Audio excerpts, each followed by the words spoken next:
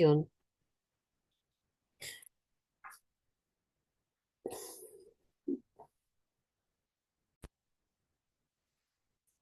Bien, allí está entonces la lección para el día de hoy.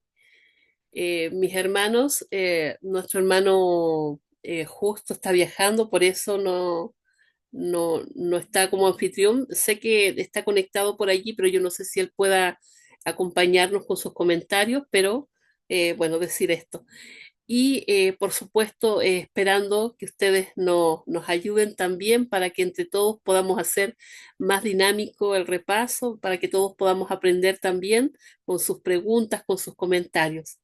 Entonces vamos a comenzar. Hoy es viernes 7 de noviembre. Viernes 7 de noviembre. Y a ver si alguien me lee solamente para saber que se ve la pantalla aquí lo que sigue después de la fecha. Para estudiar y meditar, dice hermana. Amén, gracias hermanito Celso, bienvenido también. Para estudiar y meditar, mis hermanos, bien, aquí participamos todos, es como dice nuestro hermano Justo, es donde hacemos el examen, ¿cierto?, de lo que hemos aprendido esta semana. Mis hermanos, aquí en la lección se nos invita a leer algunas páginas del libro La caída de Jericó, las páginas 526 al 533, donde se nos explica, ¿cierto?, todo eso que ocurrió en este periodo en que el Señor acompañó a su pueblo en la caída de Jericó. Esto en el libro Patriarcas y Profetas de nuestra hermana Elena de White. Y voy a leer algunos extractos que están aquí, vamos a ir compartiendo y meditando en ellos. Dice aquí que el pecado mortal que condujo a Acán a la ruina tuvo su origen en la codicia, que es entre todos los pecados el más común y el que se considera con más liviandad. Hermanos, en general, el repaso de esta semana trata acerca del pecado, cómo lo enfrentamos, ¿cierto? Y cómo Dios juzga el pecado según el- lo que hagamos nosotros con ellos, es decir, si nos arrepentimos o no nos arrepentimos, ¿ya? Y vemos que uno de los pecados grandes que tiene el ser humano es la codicia. Pero el problema es que este no es un pecado visible, y al no ser un pecado visible, pocas veces uno podría decir, hermano, deja de pecar con esto, ¿cierto? Alguien podría ir donde el hermano, decirle, hermano, robaste y tienes que arrepentirte a lo mejor, o hermano, insultaste a tu hermano, te tienes que arrepentir, pero el de la codicia está tan adentro que uno solamente puede saberlo, y Dios, por supuesto. ¿Ah? Entonces es un pecado mortal que lamentablemente condujo a Acán a la ruina. Porque, Hermana Mónica, hermanito, ¿me deja terminar esto un poquito? Eh, Habíamos hablado de que nosotros no podemos evitar que vengan malos pensamientos, malos deseos a nuestra cabeza, y el problema está en que cuando nosotros dejamos que ese pecado, o que esa tentación, que ese deseo haga nido en nuestra cabeza y lo llevamos luego a la obra. Hermano Marcelino, por favor. sí, hermana, antes de ingresar a la lección, será bueno comentar lo que dice aquí en mi lección. Me dice, la amplitud que abarca el pecado de Acán es porque ha descuidado lo que Dios dio a toda la humanidad, no solamente a Acán, a Adán, incluyendo a toda la humanidad. Algo dio Dios, dice. El verdadero amor no se puede ocultar, dice. Así que por sus frutos los conoceréis. Mateo 7:20 dice, la ley de Dios es el trasunto de su carácter. Los que profesan guardar, pero fracasan en mostrar que aman a Dios con el corazón, la mente y todas sus fuerzas y no se consagran sin reservas a su servicio, no guardan los primeros 4 mandamientos. Dios había dicho, no vas a tocar aquello, y Acán tocó y no respetó a su padre Dios. y requieren amor, por supuesto, a Dios, ni los últimos seis que indican amor desinteresado unos por los otros. Ahora, Acán no amó ni siquiera a su familia porque acarreó muerte a toda su familia, porque no guardó los seis restantes mandamientos. Entonces, esto abarca a todo, los 10 mandamientos, no solamente es de codiciar todos los 10 mandamientos. Si él hubiera sido respetuoso de los cuatro primeros de honrar al Padre y obedecerle todo lo que había indicado, entonces ninguna de esas cosas hubiera acarreado. No hubieran muerto los 32 personas que murieron en el enfrentamiento con Jai. No hubieran muerto su familia, nada de esto. Hubiéramos tenido de repente un Acán, así como Josué, un valeroso soldado de Cristo, pero por descuidar los mandamientos de Dios, lamentablemente nos tocó observar su triste historia durante una semana. Solamente el pecado de un hombre. Toda la semana hemos estado viendo respecto a su caída. Bueno, hermanos, es cosa seria el pecado. No hay que estar de repente eh, acumulando alguna cosa que nos aleja de Dios. Tenemos que deshacernos y acercarnos a Dios y Dios misericordioso nos limpiará nuestras veredas. Eso, hermanita. Amén, hermano Marcelino. Bueno, recordar, el pecado comienza con un pensamiento. Entonces nosotros en la medida que vamos dejando que ese pensamiento vaya minando allí el corazón, finalmente se convierte en todo esto que le pasó a Acán. Nosotros sabemos, porque el Espíritu Santo nos habla cada día, sabemos cuando algo no está bien, pero cuando nosotros vamos haciendo oídos sordos a lo que dice el Espíritu Santo, eh, cada día, ¿cierto? Nos vamos alejando más y nos vamos acercando más al pecado. Lo que ocurrió con Acán, él en su momento, él vio, así como vio Eva, él deseó, codició y luego tomó. O sea, esto es gradual. No es que en un momento a uno se le ocurre hacerlo, que podría pasar, pero el pecado es gradual, va de a poquito, ¿ya? Y por lo general, y lo sabemos, el pecado entra por las avenidas del alma, ya sea por lo que vemos, por lo que escuchamos, por lo que comemos, por allí empieza, ¿cierto? Entonces, cuando uno empieza a anhelar algo más de lo que corresponde, sabiendo que eso no le hace bien, eh, ya sea porque le pertenece a otra persona, ya sea porque le hace mal a mi cuerpo, ya sea porque es de Dios, ahí vamos ya, ¿cierto? Dando espacio para que el pecado ya no sea solamente un pensamiento, sino que se transforme en un acto. Vamos a seguir leyendo, hermanos. Pueden seguir haciendo sus comentarios, no hay ningún problema. Abren su micrófono y lo hacen. Seguimos leyendo. Dice acá, Acán reconoció su culpa. Y acá esto es importante. Él reconoció, sí, pero fue demasiado tarde cuando lo hizo. ¿M? Porque ya cuando ya estaba todo ya hecho, ya estaban los efectos de lo que él había hecho, o como se podría decir, el castigo ya estaba sobre él, ahí él El recién veredicto. reconoce. ¿Perdón? El veredicto que Dios había sentenciado, porque Claro, le dio amén, tiempo sí. de gracia para Ujú. arrepentirse, mucho tiempo, pero no lo hizo. Amén, así es. Dice, lo hizo cuando ya era muy tarde para que su confesión le beneficiara. Había visto a los ejércitos de Israel regresar de Jai derrotados y desalentados. O sea, cómo no vio esas familias que lloraban, sufrían por la pérdida de sus seres queridos, ¿cierto? Que habían ido a la guerra y, o sea, no tuvo sentimiento de culpa o no pensó de que era por algo que él había hecho. Dice que no se había adelantado a confesar su pecado. Había visto a Josué y a los ancianos de Israel postrarse en tierra con indecible congoja. Si hubiera confesado entonces, habría dado cierta prueba de verdadero arrepentimiento, pero siguió guardando silencio. Y cuando ya se le descubre, ¿cierto? Él confiesa y a lo mejor tiene remordimiento, pero no se había arrepentido. Dice que había escuchado la proclamación de haberse cometido un gran delito y hasta había oído definir claramente su carácter, pero sus labios quedaron sellados, y no solamente los de él, porque como estudiábamos en la semana, más de alguien debió haberlo visto. Era un manto grande, no era una cosa chiquitita. Eran algunas monedas de plata, me parece, no recuerdo bien, el lingote de oro también. O sea, no era algo pequeño que él se llevaba. Alguien debe haberlo visto, al menos en su familia, pero nadie dijo nada.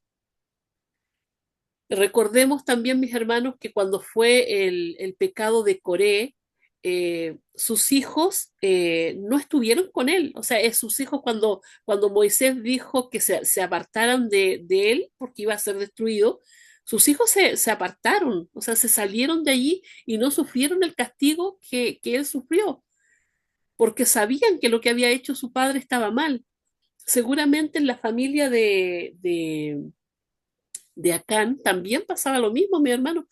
La gente, cuando hicieron el hoyo en la carpa, o sea, no se dieron cuenta de que estaban haciendo un hoyo ahí, de que estaban escondiendo algo. Eh, qué lamentable, ¿cierto? Dice, luego se realizó la solemne investigación. ¿Cómo se estremeció de terror su alma cuando vio que se señalaba su tribu, luego su familia y finalmente su casa? No hubo temor de Dios. Muchas veces nosotros, hermanos, hacemos alguna cosa sabiendo que no está bien, sabiendo que no está bien y sabiendo que puede haber una consecuencia por ello. Y de hecho lo va a haber, a lo mejor no en ese momento, pero al final de los tiempos, cuando venga el Señor y Él saque toda la luz, allí va a estar. ¿Mm? Dice que ni aún entonces dejó oír su confesión hasta que el dedo de Dios lo señaló. Entonces, cuando su pecado ya no pudo ocultarse, reconoció la verdad.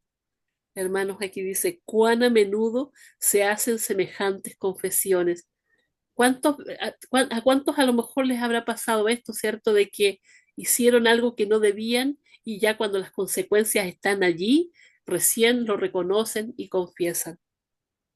El Señor nos llama con amor a través de su Santo Espíritu para que nosotros podamos arrepentirnos, para que nosotros podamos confesar, para que nosotros podamos eh, restaurarnos, porque el pecado finalmente, mis hermanos, lleva a a la destrucción, pero el arrepentimiento lleva a la renovación y a la restauración.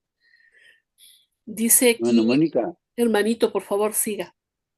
las cosas que tomó acá eran de costoso valor, incalculable. Por ejemplo, había un manto babilónico, era un traje de los reyes de aquellos tiempos que eran trabajados con hilos de oro y pesaba incalculable el precio, no se puede dar el precio, son millones.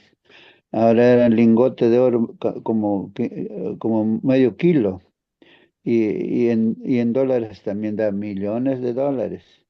Ahora, la plata también es la misma cantidad, pero plata tiene menor valor, pero de todos modos en cuantía, harto dinero, harta plata.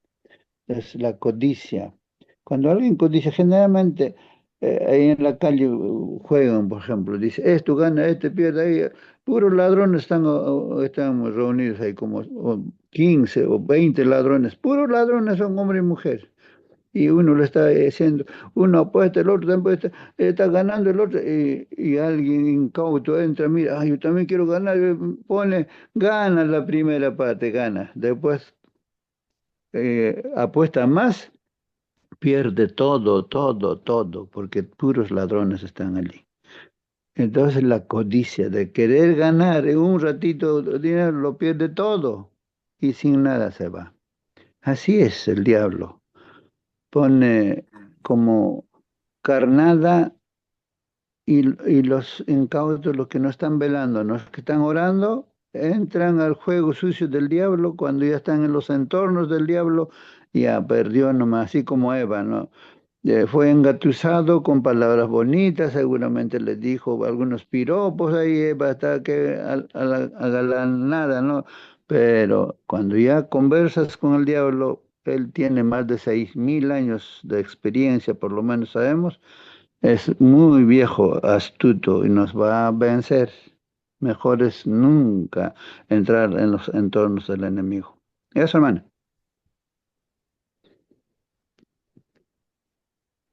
Amén, disculpe, no podía prender el micrófono.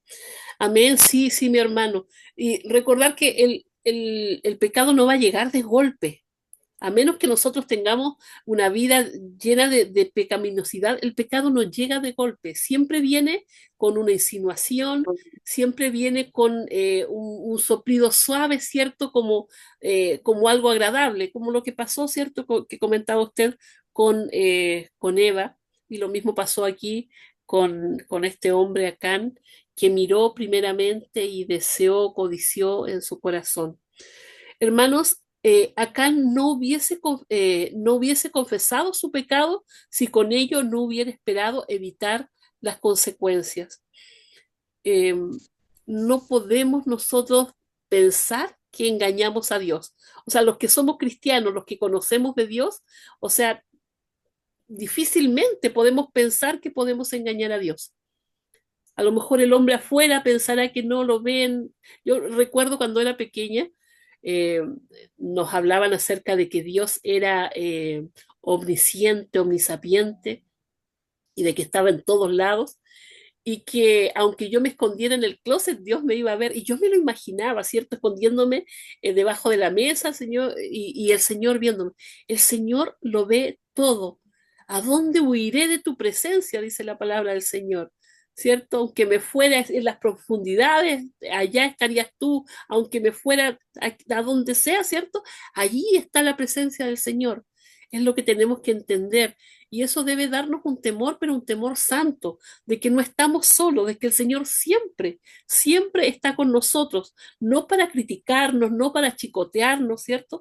Sino para conducirnos por el camino del bien, para que podamos ser salvos, porque ese es el bien final que quiere Dios. Él quiere restaurar nuestra caída, ¿cierto? En una entrada triunfal allá en la Canaán celestial. Seguimos, mis hermanos, dice aquí, su confesión solo sirvió para demostrar que su castigo era justo, y es lo que va a ocurrir al final de los tiempos. Satanás, sus ángeles y todos aquellos que negaron a Jesús van a tener que doblar su rodilla y reconocer de que Dios es justo, de que Dios no se equivocó, ¿cierto? De que Él es santo. Todos van a tener que reconocerlo. Dice aquí que no se había arrepentido genuinamente de su pecado, ni sintió contrición, ni cambió de propósito, ni aborrecimiento de mal. Qué tristeza. O sea, ni siquiera por sus hijos, ni siquiera por su familia. Habrán habido padre allí, madre, no sé, habrán hermanos, eh, no sé, hijos pequeños, a lo mejor nietos, quién sabe qué. Pero él no sintió ninguna pena, ningún dolor. Hermanos, qué triste es porque el pecado no solamente me ensucia a mí o me perjudica a mí, muchas veces arrastra a nuestra familia con él. Llevamos a la familia por caminos que no deberían andar y después estamos lamentando y llorando. ¿Algún comentario antes de que sigamos con las preguntas, mis hermanos?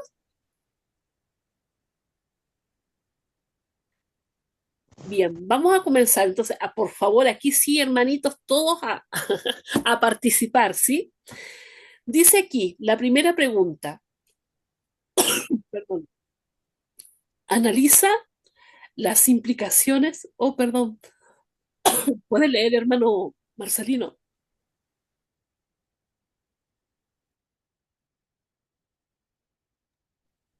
perdón, tengo cerrada la No garganta.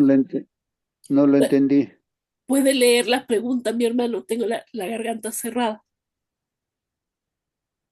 A ver, a ver, a ver. Está un poco borroso. Las A leo ver yo, qué dice. hermana.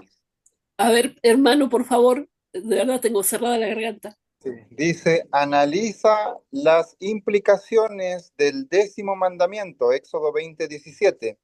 En un mundo dominado por las publicidades y el consumismo, ¿cómo podemos distinguir en las prácticas entre el deseo y una necesidad? ¿Y por qué es importante esa distinción?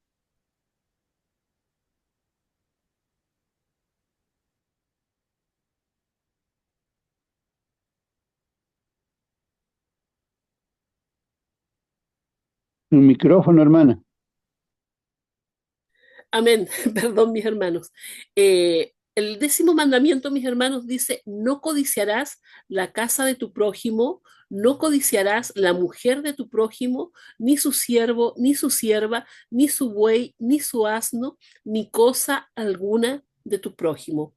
Entonces, analizando este mandamiento, en un mundo dominado por las publicidades y el consumismo, porque si tú usas esta marca, eres mejor, te ves más guapo, no sé, porque si usas este desodorante, hueles mejor, porque este champú te deja el pelo más hermoso, y así, ¿cierto? Esto de las redes sociales en que todo el mundo es bello, con esto de los filtros que existen en los teléfonos, todo el mundo es guapo, todo el mundo está en las mejores playas, todo el mundo tiene las mejores vacaciones, todo el mundo tiene la mejor comida, ¿cierto? En un mundo que nos llena y nos abruma con esto del consumismo. ¿Cómo podemos distinguir en la práctica entre un deseo y una necesidad? ¿Y por qué es importante esta distinción? ¿Alguien quisiera responder, mis hermanos?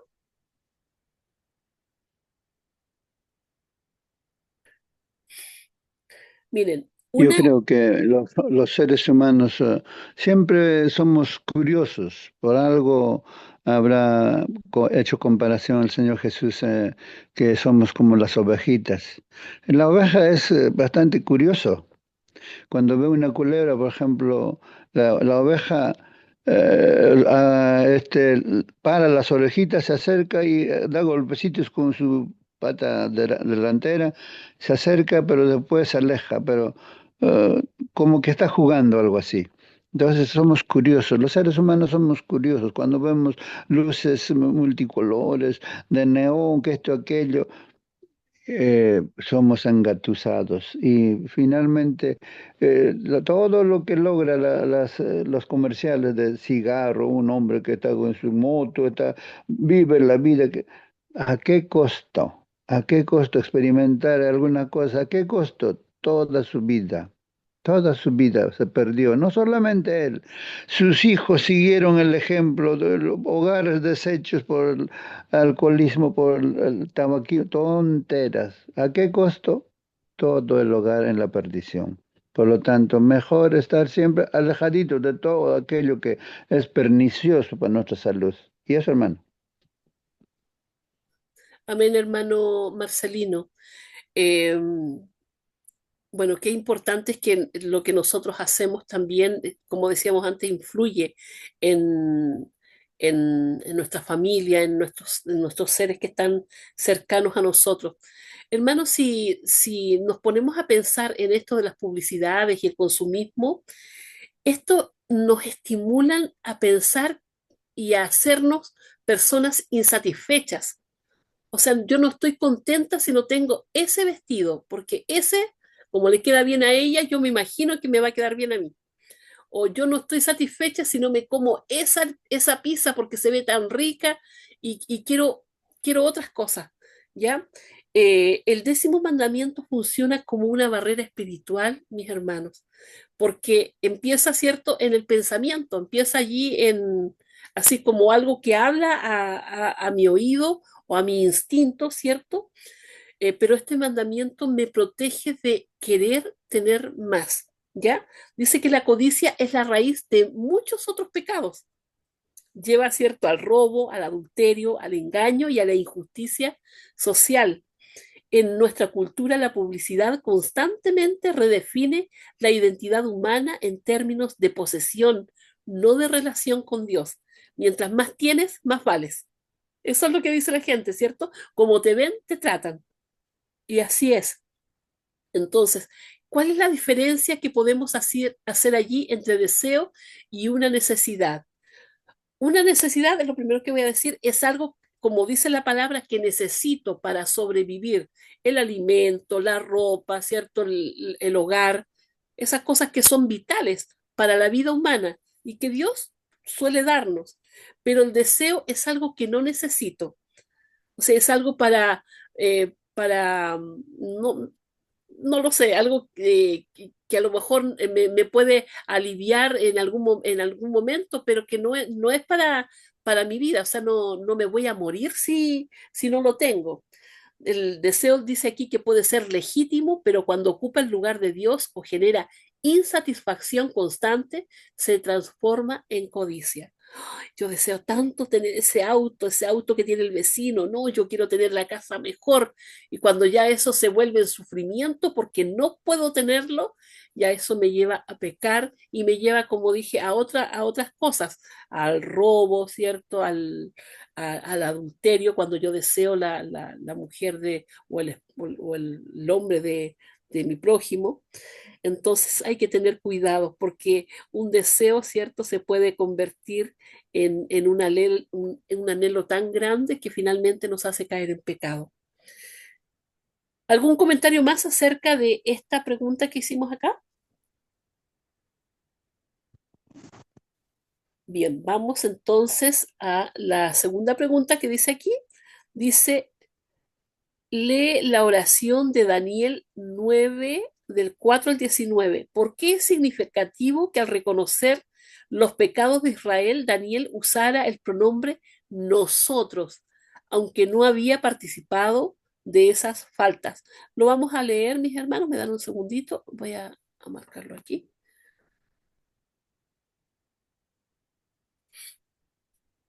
Aquí está. Es larguito, pero vamos a leerlo rápido. Dice, y oré a Jehová mi Dios e hice confesión diciendo, ahora Señor, Dios grande, digno de ser temido, que guardas el pacto y la misericordia con los que te aman y guardan tus mandamientos. Hemos pecado, aquí él habla en general, ¿cierto? Hemos cometido iniquidad, hemos hecho impíamente y hemos sido rebeldes y nos hemos apartado de tus mandamientos y de tus ordenanzas. No hemos obedecido a tus siervos los profetas que en tu nombre hablaron a nuestros reyes, a nuestros príncipes y a nuestros padres y a todo el pueblo de la tierra. Tuya es, Señor, la justicia y nuestra la confusión de rostro, como el día de hoy lleva todo hombre de Judá, los moradores de Jerusalén y todo Israel, los de cerca y los de lejos, en todas las tierras a donde los has hecho a causa de tu rebelión con que se llevaron contra ti. Oh Jehová, nuestra es la confusión de rostro de nuestros reyes, de nuestros príncipes y de nuestros padres, porque contra ti pecamos. De Jehová nuestro Dios es el tener misericordia y el perdonar. Hermanos, qué importante lo que dice aquí. Nosotros pecamos, o sea, hemos pecado, hemos hecho todo. Él reconoce que es un conjunto, ¿cierto? No es solamente una persona. ¿Por qué es significativo que al reconocer los pecados de Israel, Daniel usara estos pronombres, nosotros, aunque no había participado en esas faltas? A ver si alguien podría responderlo.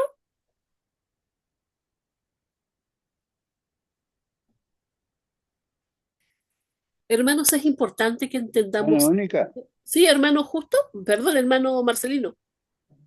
sí, disculpa.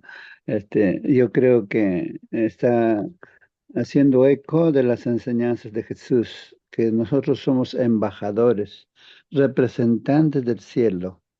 Nosotros cuando estamos en algún lugar, no solamente estamos representando a nosotros en forma personal, a nuestra familia, a la iglesia, que representamos al cielo, la familia celestial, la familia terrenal. Entonces, todo lo que hacemos son involucrados, lo embarramos si lo hicimos mal, pero si lo hacemos bien, entonces, así como Job, el Señor delante del enemigo, dijo, no has tenido consideración a mi siervo fulano de tal, en este caso Job, que es un hombre justo, apartado del mal, un hombre justo, apartado del mal. Y no hay otro como él. No has tenido consideración. Entonces, cuando esas cosas escuchas, entonces te das cuenta el detalle, lo de Acam, o de cada uno de nosotros también, porque es fácil ver la caída de las personas, pero nosotros mismos, nuestras faltas, nuestros errores, reconocer, se nos hace ya un poquito más difícil, pero deberíamos ser humildes. Sí, Señor, me he equivocado, esto, aquello. Necesito yo corregir, Señor, perdóname, postrarnos de rodillas, y el Señor está dispuesto a limpiarnos de todos los males. Sí, leemos Isaías 1, todo el capítulo te das cuenta que todos, a la verdad, estamos enfermos, hay hinchazón, llaga, desde la molillera de la cabeza hasta la planta de los pies. No hay lugar sano, pero Dios nos ofrece. ¿Por qué quieres morir, hijo mío? Ven a mí, estemos a cuentas. Si tus pecados son negros o rojos como el carmesí, vendrán a ser como blanca lana. Pero nosotros tenemos que acercarnos a su trono de gracia y Él está dispuesto a limpiarnos. Eso, hermanita. Amén, hermano Marcelino. Eh, Qué importante es tener en cuenta esto, mi hermano, que el Señor quiere tener una relación con nosotros, que el Señor quiere perdonarnos siempre. El Señor no quiere destruir al pecador, sino que quiere que se arrepienta y tiene misericordia con nosotros, tiene misericordia en todo momento, siempre está el Espíritu hablándonos, pero llega un momento en que ya no se puede y endurece el corazón, así como Faraón, que no quiso escuchar, no quiso obedecer. Hermanos, aquí la pregunta era, ¿por qué es significativo que al reconocer los pecados de Israel, Daniel usara el pronombre nosotros, aunque no había participado en esas faltas?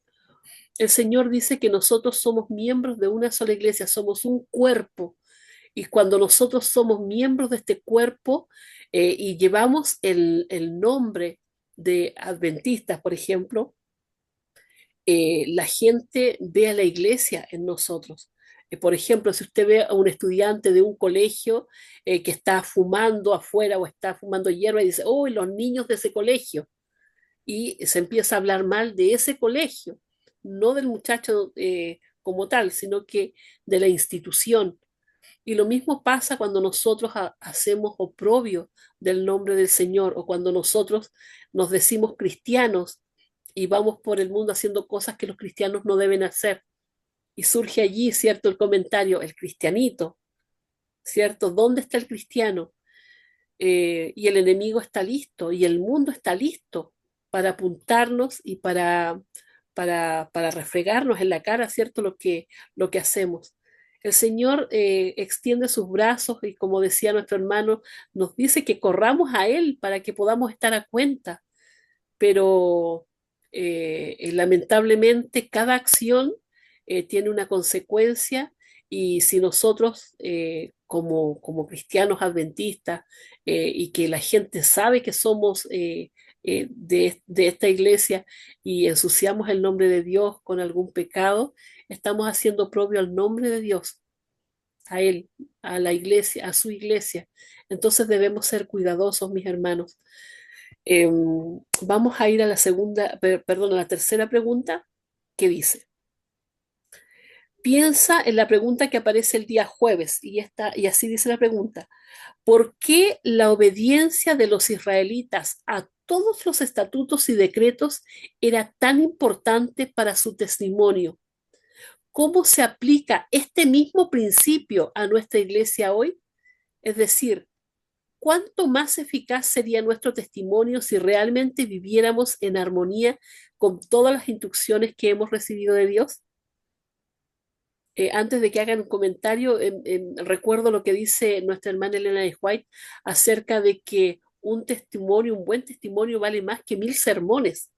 O sea, así de importante es el testimonio que damos, mis hermanos, porque la gente nos ve y como dije antes, nos está escudriñando en cada momento. y los cristianos, por lo general, o sea, si usted se fija en el mundo, cualquiera puede pecar y nadie dice nada. Pero si un cristiano peca, allí están todos los dedos apuntándolo. Entonces, debemos reflejar el carácter de Dios al mundo. ¿Alguien quiere compartir su comentario aquí con respecto a estas preguntas que hicimos? ¿Alguien quiere contestar alguna? Prenda su micrófono, hermanitos, compartan. ¿Por qué la obediencia de los israelitas a todos los estatutos y decretos eran tan importantes para su testimonio? Había un versículo que compartía la otra vez nuestro hermano Marcelino que decía de que los pueblos iban a ver al pueblo de Israel, iban a decir, oh, qué sabiduría tienen, ¿cierto? Qué Dios tan grande tienen, porque esa sabiduría no viene de cualquier cosa. La reina de Java, hermano, vino de lejos a ver, ¿cierto?, la sabiduría que tenía Salomón, porque se escuchaba por todos lugares, por todos sitios, ¿cierto?, acerca de esto. El Señor nos quiere dar sabiduría a todos, dice que Él la quiere dar, que la pidamos en todo momento. El problema es que no pedimos sabiduría y muchas veces por eso nos equivocamos y cometemos errores y a veces hasta caemos en pecados.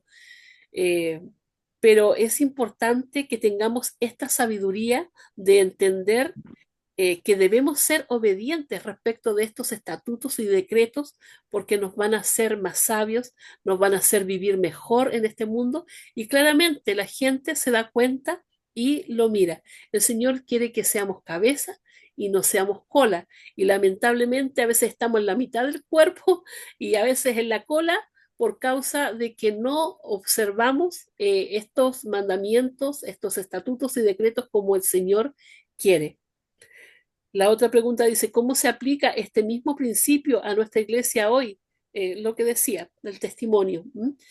¿Y cuánto más eficaz sería nuestro testimonio si realmente viviéramos en armonía? Lo que dije antes también, que decía nuestra hermana Elena de White acerca de que valdría por más de 1000 sermones, porque ¿de qué sirve un sermón con un mal testimonio? ¿Alguien quisiera hacer un comentario, hermanito, hermanita?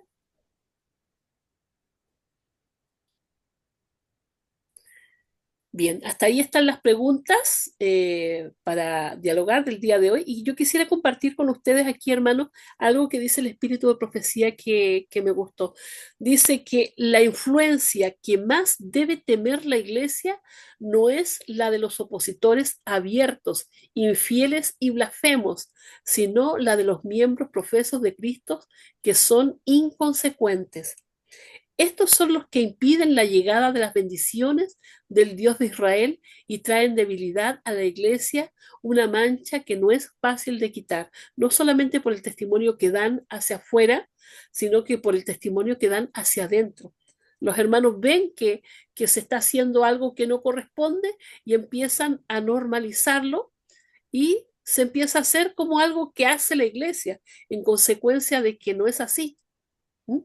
Dice que el cristianismo no es solo para ser lucido el sábado y desplegado en el templo, es para cada día de la semana y para cada lugar. Sus exigencias deben reconocerse en el taller, en el hogar y en las transacciones comerciales con los hermanos y con el mundo. El mundo debe ver al Señor, debe ver a Dios en nuestras acciones, en lo que hacemos cada uno. Vamos a ir, mis hermanos, eh, a la presentación que hace nuestro hermano Sergio Fustero.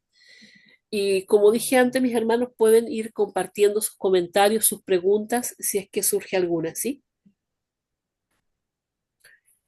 La lección de esta semana lleva como título entonces el enemigo interno. Y el enemigo interno, ¿cierto? Porque es ese pecado que está allí en el corazón que comienza allí, ¿cierto? Y empieza a salir hacia afuera, ya convirtiéndose en una obra, en un pecado. Vamos a avanzar, dice el versículo de memoria, yo el Señor examino el corazón y pruebo la mente para dar a cada uno lo que se merece según sus obras. Hablábamos acerca de que el Señor todo lo sabe, porque el Señor es omnisciente, todo, no hay nada que Él no sepa, no hay nada que podamos esconder de Él, ¿ya? Y dice que Él prueba la mente, es decir, como Él lee los pensamientos, como Él lee la mente, pone circunstancias o permite circunstancias en mi vida para, para ver si, ¿cierto? Soy capaz de ir más allá de ese pensamiento. Es por eso que debemos orar constantemente y pedirle al Señor que nos ayude. El enemigo es el que nos pone las piedras en el camino, no es Dios. Dios permite muchas veces que queden ahí esas piedras para probar justamente y examinar, o sea, ya Él examinó el corazón, pero para probar, ¿cierto?, de que ese pensamiento intruso que vino, nosotros no lo hayamos alojado allí en nuestro corazón, en nuestra mente. Es lo que decíamos, los pajaritos vuelan alrededor, pero ya cuando hacen nido, ahí es cuando viene el pecado a consumarse. Y luego dice aquí, ¿cierto?, para dar a cada uno según lo que se merece. Si yo soy capaz de resistir el pecado, si soy capaz de resistir la tentación, ¿ah? Tengo ganancia en Cristo, ¿cierto? Pero si no, viene la paga del pecado, ¿ah? Que es la destrucción final. Sigamos, dice, tras una ilógica táctica militar, los muros de Jericó cayeron. ¿Ah? Era irracional pensar de que por los gritos de ellos iban a caer los muros. Sabemos que Dios estuvo allí intercediendo, fue Él quien hizo que cayeran los muros. Y por la obediencia del pueblo que hizo lo que Dios había dicho, es que esto ocurrió. ¿Ya? Israel entró en la ciudad y la arrasó. Victoria, ¿de quién? De Dios, ya que Israel poco tuvo que ver con ella, pero victoria también, ¿por qué? Porque fueron obedientes. Dice, tras una meditada táctica militar, Jai vence, derrota, ¿de quién? Del pueblo de Israel, ya que no contaron con Dios. Aquí hubo dos pecados, la desobediencia, ¿cierto? Y el no consultar a Dios. Cuando finalmente preguntaron a Dios, la respuesta fue contundente. Israel ha pecado y ya no podrá vencer más a sus enemigos. Ahora, ¿cómo volver a contar con el favor divino? Mis hermanos, esto es lo hermoso de todo esto, porque el pecado o el equivocarnos no tiene que terminar en la destrucción. El Señor quiere restaurarnos, el Señor quiere perdonarnos, pero para ello debe haber un arrepentimiento genuino. Entonces, lo que vamos a ver ahora en el resumen, dice la causa de la derrota, consternados y afligidos, descubriendo al transgresor, el pecado de Acán y victoriosos de nuevo. Vamos a ir entonces al resumen. La causa de la derrota. Leemos allí en Josué capítulo 7, versículo 11. Israel ha pecado y aún han quebrantado mi pacto que yo les mandé. Y también han tomado del anatema y hasta han hurtado, han mentido y aún lo han guardado entre sus enseres. Dios describe el pecado tal cual es, porque como decíamos, para él no hay nada encubierto. Israel ha pecado. ¿Por qué? ¿Cierto? Porque quebrantaron el pacto. ¿Y cuál era el pacto? No tomar de los despojos que hubieran allá, porque todo eso eran primicias para Dios. Era para Dios. Ellos no podían tomar nada para sí. ¿Ya? Entonces, ¿qué hicieron? Hurtaron, ¿ya? Mintieron, porque seguramente para tapar lo que llevaban habrán mentido, ¿cierto? Y aún lo han guardado entre sus enseres. Este es la descripción literal del pecado de Acán, perdón, de lo que había hecho Acán. Dice, tras el informe favorable de los espías enviados a Jericó, Josué consultó a Dios y recibió de él la estrategia para la toma de la ciudad, ¿cierto? Y fue por eso que vencieron. Si tras recibir el informe de los espías enviados a Jai, Josué hubiera hecho lo mismo, se habría evitado la muerte de 36 personas. Eso está allí en Josué capítulo 7, versículos del 1 al 5. Aquí vemos cómo Josué también comete el error. Él se fía, ya que habían ganado a Jericó, que era mucho más grande que Jai. Iban a necesitar menos personas porque fueron y vieron la cantidad de gente que había allá. Entonces el informe de los espías para ellos era favorable y dijeron, vamos a ir. Pero lamentablemente no consultaron a Dios y ahí están las consecuencias. ¿Cuál fue el motivo real de la derrota o cuál hubiera sido la razón por la que Dios le hubiese dicho a Josué que no atacara a Jai? Primero, ¿cierto? Si lo hubiese consultado, Dios le hubiese dicho, ¿sabes qué? No vayan porque hay pecado dentro del campamento, pasa esto. Dios le hubiese dicho, ¿cierto? Por la razón que no podían ir y por la cual no les podía cuidar. Pero lamentablemente, como no lo consultó, tuvo que sufrir las consecuencias también allí. Dios había visto que Israel había pecado, ¿cierto? En ningún lugar de la Biblia se describe un pecado con tantos matices. Han quebrantado, han tomado, han hurtado, han mentido, han guardado. Observa el plural. El pecado lo cometió un solo hombre, pero Dios consideró responsable a todo el pueblo. Habían roto el pacto, el pecado debía ser cortado de raíz para poder restaurarlo. Aquí no era encontrar solamente al que había pecado, sino que el Señor muestra su gracia cuando dice, vas a hacer esto, vas a tomar por las familias. Y lo primero que hizo antes de hacer esto fue, cierto, rasgar sus vestiduras. También Acán había visto cómo habían vuelto de la batalla con 36 hombres menos y no fue capaz de reconocer su pecado, ¿sí? Entonces difícilmente podía ser restaurado. Vamos a ir a la otra diapositiva. Dice, consternados y afligidos. Y Josué dijo, Señor Jehová, ¿por qué hiciste pasar este pueblo al Jordán para entregarnos en las manos de los amorreos para que nos destruyan? Ojalá no nos hubiéramos quedado al otro lado del Jordán. Hermanos, esto nos suena tanto a lo que decía y reclamaba el pueblo cuando habían salido de Egipto, ¿se acuerdan? Como que Josué tuvo un lapsus, ¿ah? Como de enojo tal vez, o porque no entendía qué es lo que estaba pasando, por qué Dios eh, les estaba haciendo esto o los estaba abandonando. ¿Sí? Y su primer impulso es decir esto, ¿ah? ¿Por qué nos haces esto? ¿No es acaso lo que nosotros decimos a veces cuando nos ocurre algo? ¿Por qué el Señor permite esto?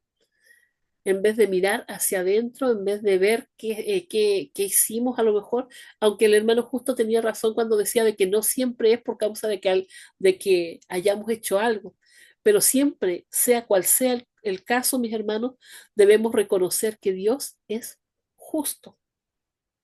Y ya sea que yo esté sufriendo la consecuencia de un pecado o esté sufriendo una prueba, tengo que reconocer que Dios es justo. Y en la medida que hago eso, el Señor, ¿cierto? Al ver mi humildad, al ver la obediencia también, es que podemos pasar la prueba, mis hermanos. Dice que Josué y los ancianos quedaron consternados por la derrota ante Jai y lo manifestaron con claras señales de duelo. Se echaron, ¿cierto? Ceniza en la cabeza, rasgaron sus vestiduras, lloraron. Luego Josué reacciona con una pataleta similar a la repetida reacción de Israel durante los 40 años de peregrinación.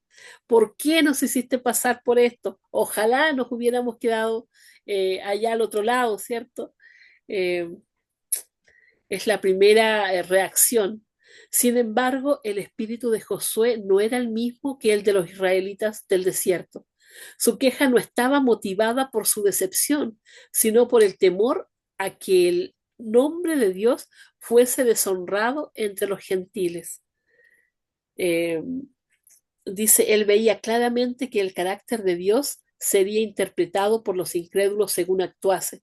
Claro, iban a ver, iban a decir, claro, los llevó al desierto a morir o los trajo acá para que nosotros los matásemos. ¿Ah? El Dios de ellos los abandonó. ¿Dónde está su Dios? ¿Ah? Eh, Hoy seguimos siendo el testimonio de Dios en el mundo y esto es una gran responsabilidad. eh, a veces nos pasan cosas malas y la gente o el mundo dicen, ¿y dónde está su Dios? ¿Ah? ¿Por qué le están pasando tantas cosas malas? Por lo general, la tendencia del mundo y a veces la misma nuestra es apuntar con el dedo, estirar piedras, ¿cierto? Pero no debemos olvidar que el Señor tiene un propósito para nuestras vidas y que no siempre es un castigo o una consecuencia por algo que hemos hecho, sino que a veces es una prueba, y el Señor jamás nos va a dar una prueba que no podamos soportar, o sea, más difícil o tanto que no podamos aguantarlo. Descubriendo al transgresor es la próxima diapositiva. Josué capítulo 7, versículo 14 dice así: os acercaréis pues mañana por vuestras tribus, y la tribu que Jehová tomare se acercará por sus familias, y la familia de que Jehová tomare se acercará por sus casas, y la casa de Jehová la casa que Jehová tomare se acercará por los varones. Hermanos, aquí estaba demostrándose la gracia de Dios en cada llamado a cada familia, a cada casa, ¿cierto? A cada varón. El Señor era un llamado al arrepentimiento para quitar el pecado corporativo, es decir, la culpa de todo el pueblo, debía ser eliminado el pecador. ¿Eliminado? ¿No sería perdonado si se arrepentía? Por supuesto que sí, ¿cierto? Claramente Dios perdona al pecador, pero acá no mostró ningún signo de arrepentimiento sincero y tuvo muchas oportunidades para hacerlo. Es lo que hemos hablado durante toda la lección esta semana y ahora mismo. Se anunció entonces el proceso de investigación y se postergó hasta el día siguiente. Es decir, tenía aún abierta la puerta de la gracia. Podría haber ido a donde Josué, haberle dicho a los ancianos, ¿cierto?, lo que había hecho, haber llevado las cosas como muestra de arrepentimiento, pero no lo hizo.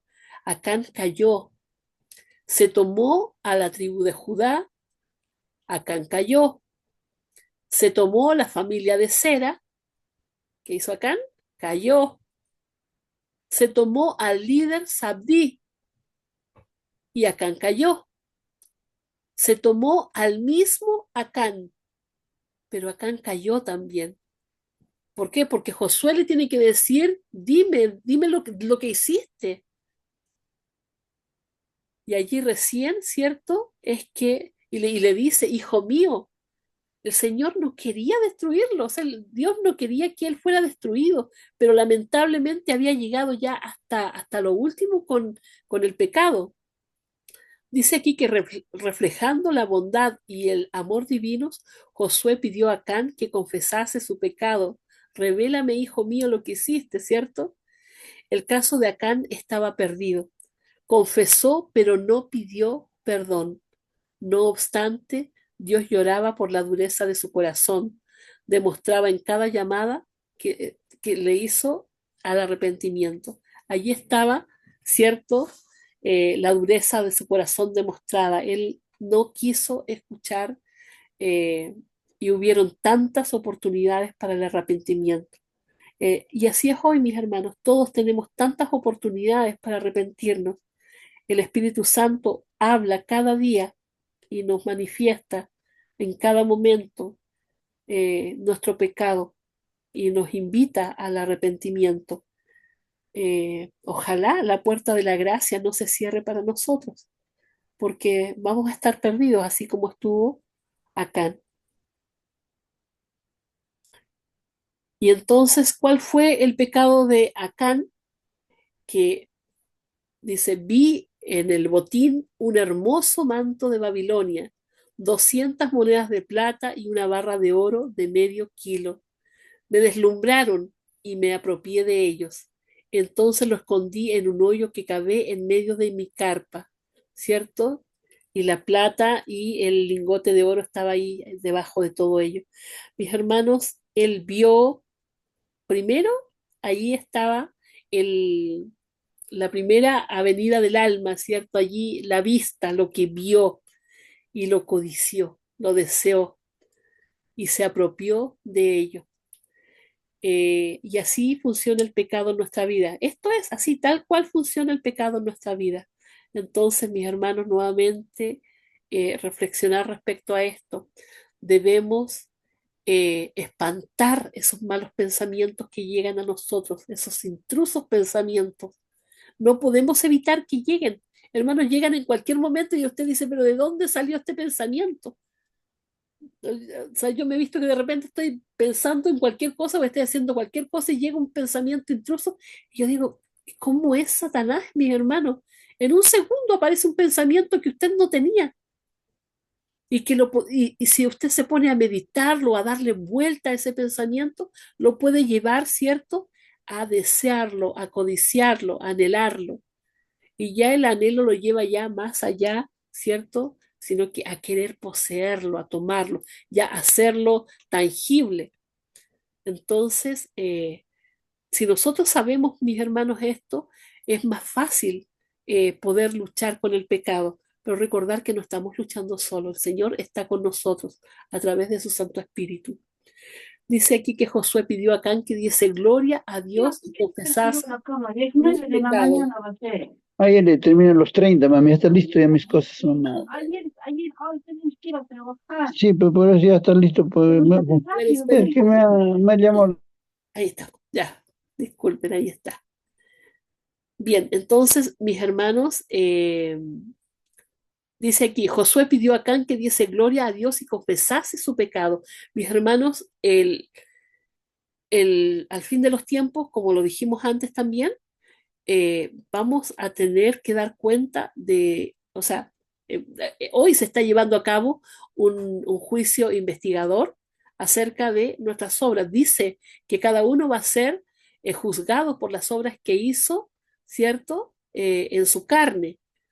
Eh, cada uno va a ser juzgado por ello. El Señor, que todo lo sabe, ¿cierto? Va a ver y escudriñarnos y cada uno al final de los tiempos, cuando venga el Señor, va a quedar de un lado o del otro. No va a haber un término medio allí, ¿cierto? Van a los que van a recibir la salvación eterna y los que van a ir a perdición eterna. Aquí vemos cómo esta confesión de Acán era su última oportunidad. Si al confesar hubiese pedido perdón, a lo mejor la cosa hubiese sido distinta, ¿cierto? Pero no lo hizo y no hubo perdón para él. Al igual que Eva, Acán vio, deseó y tomó, y su pecado afectó a muchos. Hasta ahora, ¿cierto? El pecado de Eva sigue sufriendo las consecuencias. Dice que al igual que Ananías y Zafira, Acán tomó del anatema que estaba dedicado a Dios y pagó por ello. Porque cuando le mentimos a la gente, mis hermanos, no le mentimos a la gente, ¿cierto? Le estamos mintiendo a Dios. Cuando ocultamos nuestro pecado, no se los ocultamos a las personas, se lo estamos ocultando a Dios. Dice que las decisiones que Acán tomó en Jericó fueron diametralmente opuestas a las de Rahab. Y acá vemos un paralelismo. Dice, Rahab escondió a los espías en la azotea. Acán escondió el botín en el suelo. Rahab actuó con bondad hacia Israel. Acán trajo problemas a Israel y le dio lo mismo. No, no, o sea, no hizo nada para vindicarse con eso. Luego dice que Rahab favoreció la victoria por su fe. Acán provocó la derrota por sus obras. Rahab hizo un pacto con Israel.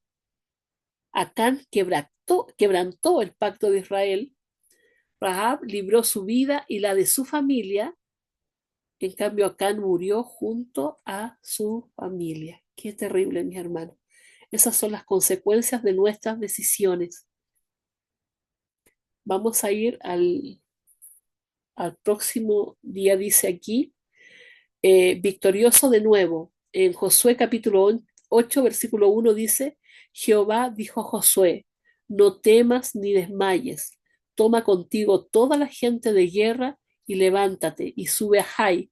Mira, yo he entregado en tu mano al rey de Jai, a su pueblo, a su ciudad y a su tierra.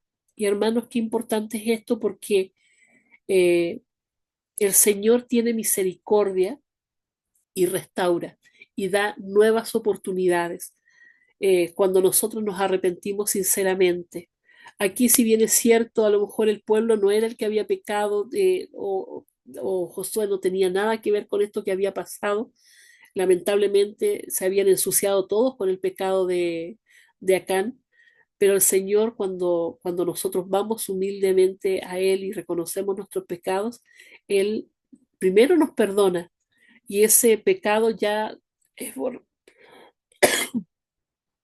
perdón, mi garganta, es borrado y ya no existe nunca más. Entonces, la gracia del Señor es grande porque no solamente nos perdona, porque podría quedar allí, sino que nos hace avanzar y nos hace obtener victorias, como es en el caso del pueblo de Israel, que nuevamente van a atacar a Jai, pero ya con el apoyo de Dios, Dios iba a luchar por ellos y vencen, y ninguno de ellos muere, y todos los demás, ¿cierto?, del pueblo de Jai son derrotados y son destruidos. Dios se encarga de eso. Dios pelea nuestras batallas, ¿cierto? Él se encarga de ponernos en el lugar que Él quiere, no en el que merecemos, porque si fuera el que merecemos, mi hermano, uy, cuánto ya estaríamos destruidos, ¿cierto? Pero el Señor siempre nos va poniendo en mejores lugares. Como hablábamos hace un momento, el Señor quiere que seamos cabeza y no cola. ¿Ah? Pero recordar que esta decisión que nosotros tomemos es la que va a definir finalmente el futuro de nuestras vidas. Dice aquí, al igual que en Jericó, Dios le proporcionó a Josué la estrategia para obtener la victoria sobre Jai. No fue algo que ellos hicieron. Dios nuevamente estaba dirigiendo todo. Durante la noche se colocó una emboscada tras la ciudad de madrugada. El ejército se acercó a Jai y fingió que huía de nuevo ante ellos. Como Moisés alzó su vara hasta obtener la victoria sobre los amalecitas, ahí estaba Josué, ¿cierto? A la orden de Dios, Josué levantó su lanza, seguramente era una espada de hoz, dice, usada por los egipcios, y la mantuvo alzada hasta obtener la victoria completa. La victoria era de Dios, la victoria era de la fe y la confianza que tuvieron ellos en que el Señor los había perdonado y en que ahora los iba a cuidar. Porque hubiese pasado también si ellos hubiesen temido, ahora no hubiesen querido ir, tenían que confiar en que Dios les iba a cuidar. Dice que Dios volvía a dar la victoria a su pueblo. El valle de Acor, el valle del sufrimiento, de la angustia, ¿cierto? Donde Acán y su familia fueron ejecutados, abrió la puerta a la victoria, una puerta de esperanza. Es la esperanza que tenemos todos nosotros, mis hermanos. El Señor nos perdona y nos restaura. Cuando por fe aceptamos el perdón divino, Dios sepulta nuestro pecado en Acor y nos abre la puerta de la esperanza. Qué hermoso. Vamos a ir, mis hermanos, con el último párrafo que está aquí. A ver, me dan un segundito. Me dan un segundito. Ahí está. Bien. Dice la influencia, perdón, a ver, ahí está. La influencia que más debe temer la Iglesia no es la de los opositores abiertos, infieles y blasfemos, sino la de los miembros profesos de Cristo que son inconsecuentes. Estos son los que impiden la llegada de las bendiciones del Dios de Israel y traen debilidad a la iglesia, una mancha que no es fácil de quitar.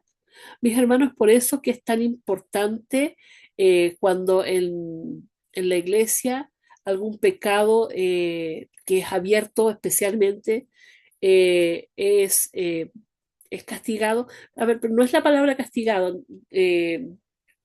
No recuerdo bien cuál es la palabra, mis hermanos, pero son sancionados, ¿cierto? Muchos no pueden ejercer algunos cargos porque son de mal testimonio para la iglesia. La iglesia no expulsa a la gente, pero sí Disciplinado. disciplinar. Esa es la palabra, mi hermano. Se les disciplina, ¿cierto? Con amor para que se puedan arrepentir y puedan ser restaurados.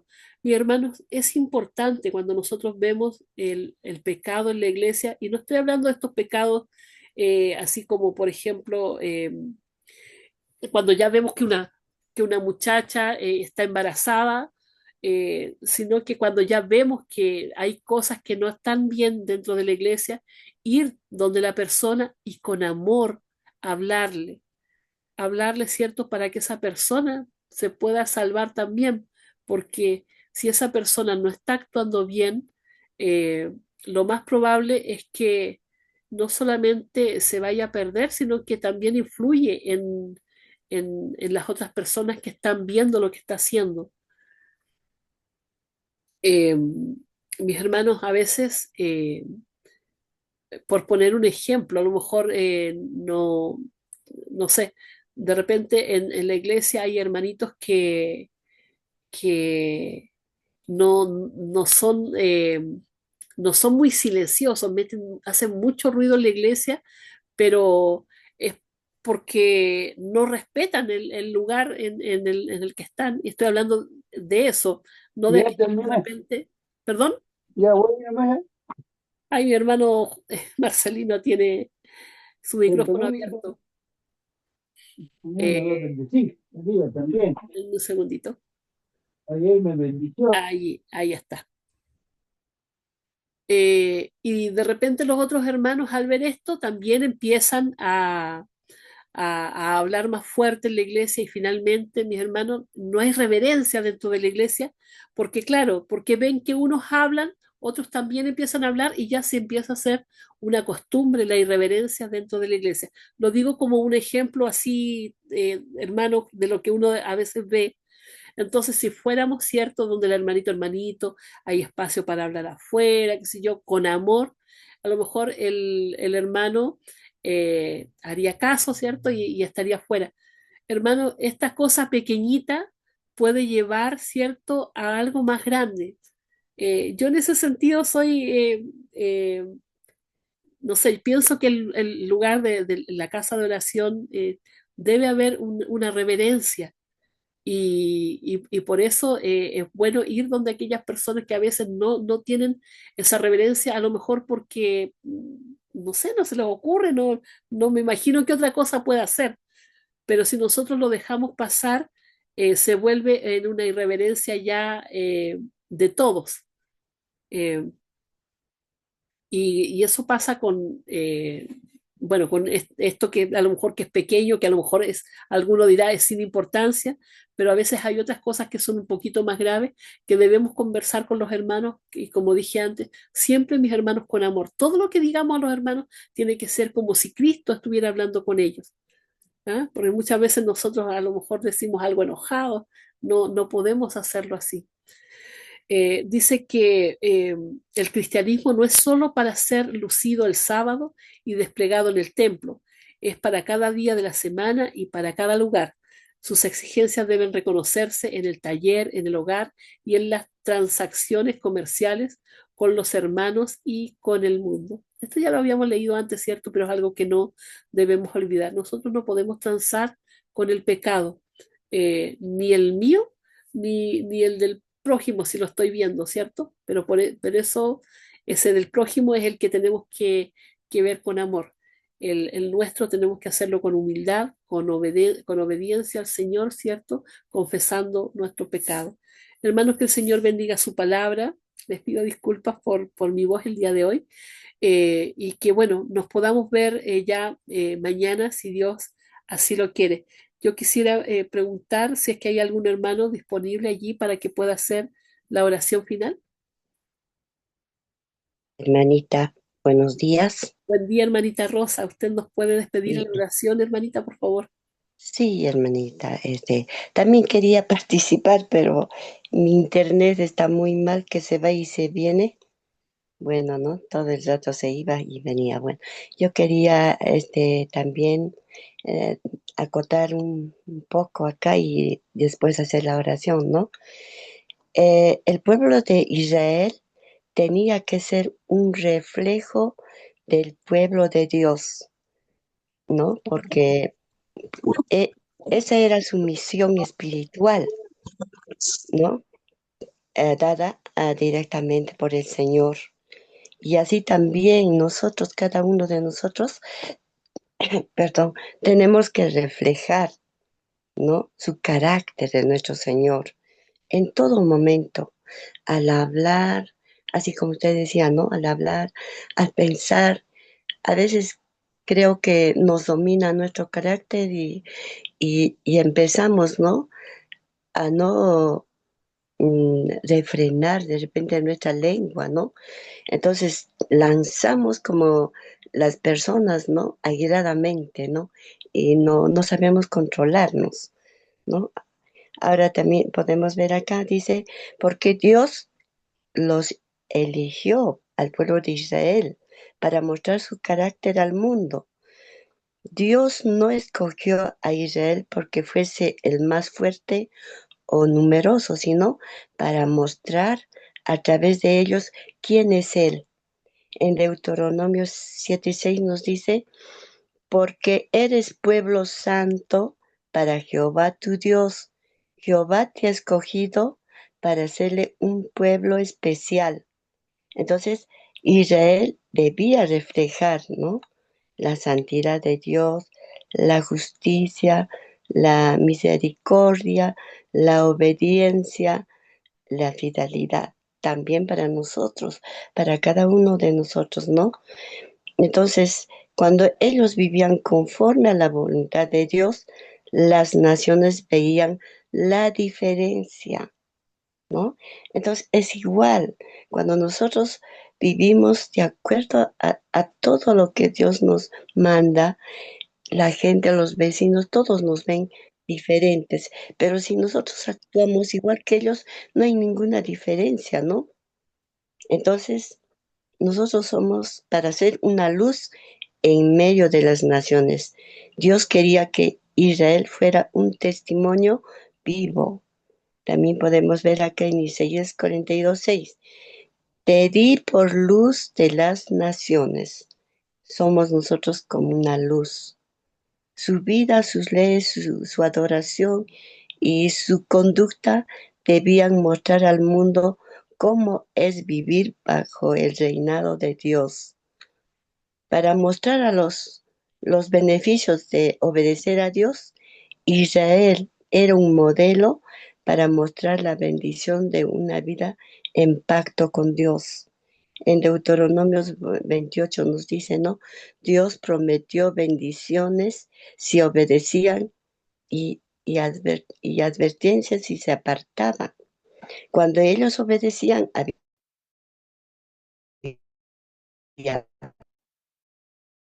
paz, prosperidad. Ellos decían, este pueblo tiene un Dios poderoso y verdadero, ¿no? Así decían las otras naciones. Ahora, ¿por qué por medio de Israel vendría el Mesías también, ¿no? Israel era el canal que Dios unía para tener la salvación al mundo entero. En Gálatas 3:8 dice, si en ti serán benditas todas las naciones. Es decir, el pueblo debía reflejar a Dios para preparar el camino a Cristo. Entonces, ahora, para diferenciarse de la idolatría de las demás naciones, mientras los pueblos paganos vivían en idolatría, sacrificios humanos, corrupción, inmoralidad, Israel debía ser un pueblo distinto, apartado, que mostraron una forma de vida superior, porque Dios habita en un pueblo que le obedece. La presencia de Dios en medio de ellos era su mayor honor. En Éxodo 19, 5, 6 nos dice, serán para mí un reino de sacerdocio y una nación santa. Para reflejar a Dios, debían vivir como sacerdotes ante el mundo. En resumen, ¿no, hermanita? El pueblo de Israel debía reflejarse pueblo de Dios. Bueno, hermanita, eso sería todo mi aporte y ahora vamos a orar, hermanita. Amado Dios y Padre Celestial, te adoramos y exaltamos en esta mañana por tu grandeza, poder y fidelidad. Tú eres el Dios Todopoderoso que hizo caer los muros de Jericó con el poder de tu palabra y la obediencia de tu pueblo. Te alabamos porque nada es imposible para ti y porque tus promesas son seguras para quienes confían en tu nombre. Te damos gloria porque sigues obrando maravillas en nuestras vidas, guiándonos con amor, paciencia. Recibe hoy nuestra alabanza, Señor, porque tú eres digno de toda honra, poder, majestad. Tú eres nuestro Rey, nuestro Salvador, nuestra fortaleza. Gracias, Señor, te damos, porque tú siempre estás cada día con nosotros, enseñándonos tu palabra, Señor, haciéndonos ver en qué momento, Señor, caemos, Señor, al pecado. Señor, tal vez te negamos con nuestras palabras, con nuestras acciones, Señor, pero ayúdanos a reflejar esa luz, Señor, a reflejar tu carácter, Padre Santo. Ayúdanos a vencer el enemigo mediante tu Santo Espíritu, Señor Dios. Te pido por cada uno de mis hermanos y tú bendice, Señor, límpiales, Señor, bautízales, Señor, para que también ellos, como también yo, Señor, podamos cambiar, Señor, y tener ese carácter, tu carácter, Señor, y hablar, Señor. Tú danos las palabras, Señor, de humildad, de mansedumbre, Padre Santo. Perdónanos, Señor, nuestros pecados. Gracias, Señor, por esta mañana. Te lo pedimos en el precioso nombre de tu Hijo amado Jesús. Amén. Amén, hermanitos. Amén, amén. Gracias, hermanita. Nos vamos a despedir entonces, mis hermanitos. Que el Señor les bendiga. Hasta mañana.